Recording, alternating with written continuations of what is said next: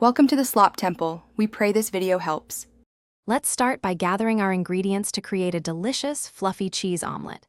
We will use 3 large eggs, a splash of milk for tenderness, and your favorite shredded cheese for that savory core.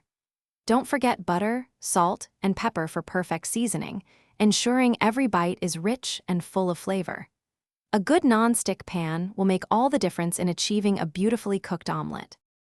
Now, let's prepare our eggs for cooking. Crack the 3 large eggs into a bowl, then add your 2 tablespoons of milk or water along with a small pinch of salt and pepper. Whisk the mixture vigorously with a fork for about 30 seconds until it becomes a uniform pale yellow and appears slightly frothy on top. This thorough whisking incorporates air, which helps achieve that wonderfully fluffy texture we all love in an omelet. It's time to cook our omelet to perfection. Melt 1 tablespoon of butter in your 8-inch non-stick pan over a gentle medium-low heat. Once the butter is bubbly, pour in your egg mixture, tilting the pan to ensure it spreads evenly across the bottom. Cook for about 1 minute, watching as the edges begin to set while the center remains slightly soft.